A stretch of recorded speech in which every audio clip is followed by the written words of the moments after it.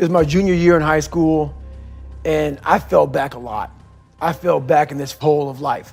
The second you think that you've overcome it and you climbed Everest, you're on that last hold, and life will say, not today, and it'll push you down. And it was me against me. My pants were down to my knees. I was just, whatever was going on, I was in bad shape. So I went to the bathroom, and I went to the mirror, and the reflection in it revealed a lot of bad things. A lot of things that I was hiding behind the saggy pants. And I'm looking at myself in the mirror going like, God, dog, dude, you are something else, man. Like, you have created a character. I want to be at the cool guy table, and whatever I could do to get attention, I did. It wasn't me. It wasn't who I was inside, but I was scared for anybody to know who I was inside. So in that accountability mirror, I call it, I got real with myself. I was dumb. And people say, oh, you have learning disability. I had a learning disability, but I realized I was lazy. I called myself out there. I called myself out every which way possible. I didn't call myself out. I was just honest.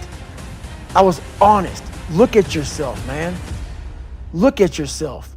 And it was that day, in a couple of days after that, I just got real with myself. And every day I came home, I called the accountability mirror. What am I going to do today to change what I see in this mirror? What am I going to do today? And a lot of it was I stopped sitting with the cool guys. I actually tucked my shirt in and went to school looking like, hey, man, this is how I'm going to look. If you don't like it, so be it. I had to really wear this layer of skin. I had to develop a really calloused skin on me to take whatever you're going to call me, you're going to call me. Whatever I'm going to be, I wasn't a geek, but whoever I am, you're going to see me. You're going to see me for who I am because I need to change who I'm not. And that accountability mirror just became raw. And when I became fat over the years, because I fell back in the hole, I called myself fat because I was fat. And people don't want to do that. They want to say, oh, don't call yourself fat. Don't call yourself dumb. If you're not real and raw with who you are, nothing's going to change. And in this nice new world that we live in, we want to hear, you're just a little big. No, man, you might be fat. And it's okay to hear that from yourself and from everybody else. So that's where it started at. And it's raw. It gets ugly sometimes with me in the mirror, but I'm also proud of myself to be able to tell myself that and then fix what's in that mirror. David Goggins is an introverted, soft kid that got beat up growing up and had to lie to create friends, to get friends, to be accepted. My life has really been about two people. I had to invent a whole nother human being to get outside of my comfort zone. And that human being became Goggins. Goggins is like the guy that walks out of the phone booth. He's like that Superman that walks out of the phone booth. It's kind of strange how sometimes I have a conversation between David Goggins, and Goggins will tell David Goggins about the he's done. And David Goggins like, what the hell, man? Why are you doing that? That's nuts. It's kind of this battle between trying to find more of yourself, knowing that the real you is afraid, likes comfort, likes living in a world that likes to pat you on the back, give you the things that you want to hear, not the things that you have to hear to get better. So that's where all this kind of started from. And when people hear this podcast, they're going to definitely want to put a title on me to make themselves feel better. Basically, what you're doing is you're giving yourself a get out of jail free card. Exactly. That's all you're doing. So all you're doing is saying, this guy was some super freak.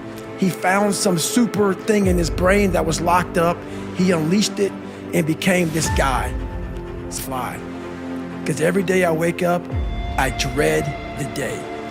I dread the day of what I'm going to bring on myself to get better. Each thing that is wrong with you has to be a focal point. You can't look at this gigantic list and say, I got to change all this. My God, this is crazy. No. You take off the first one. I want to be smarter. I had to now get that one thing and then strategize in that one problem. How can I do this? I'm not going to learn like you. I'm not going to learn like anybody else. How am I going to figure this out? Where are my strengths here? Where are my weaknesses in learning? How am I going to do this? And I figured out a way to do it by just strategizing. So how I learn, if I have a big manual to study, I will have to get a bunch of spiral notebooks. I have to write each page out, maybe 10 times. Most people, I'm not smart, I'm gonna go see if I can pass this test. I realized, hang on a second, I'm not smart. How can I get past this? How can I get through this obstacle? I need to acquire this book 18 months in advance because it could take me 18 months to write down each page over and over again. So when the question came up, that I can recall, okay, page 71 was where I remember seeing this, and I can recall it that way. And that's how I did it. So you gotta strategize on each problem you have in life. Slowly break down that problem. Don't think about all the problems you have, just one at a time.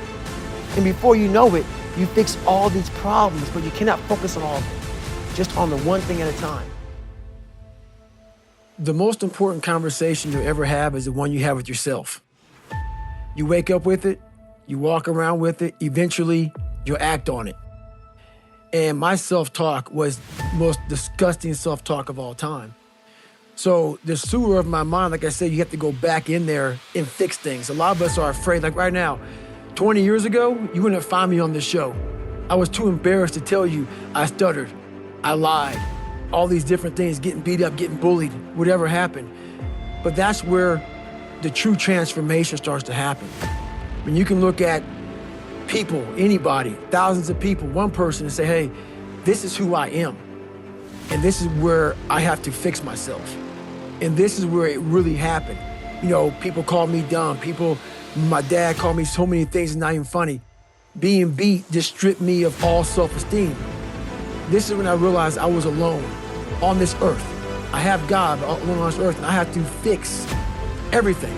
So this is where I started to develop an indestructible mental toolbox.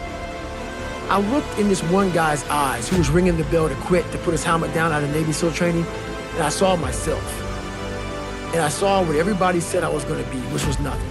What I said I was gonna be, that conversation you have, that's who I was. So that's why I lied to people to tell them a different version of the truth. I had to make all those lies reality. I had to make them real. I had to become a real person. So that's when I put in my mind that I'm gonna go to the toughest military training on the planet, where it has the most water, the thing I was scared of the most. So a lot of us run away from our fears, and we box ourselves in to a lifestyle of this is all we can do. Because I'm afraid of everything outside this box. So I'm comfortable inside this box. I jumped the box. It took a while to get to that point where enough was enough. And I had to make a change in my life. You know, I was at an all-time low, and I wasn't going anywhere, and I was exactly what everybody said I was gonna be, which was nothing. So I had to make a change.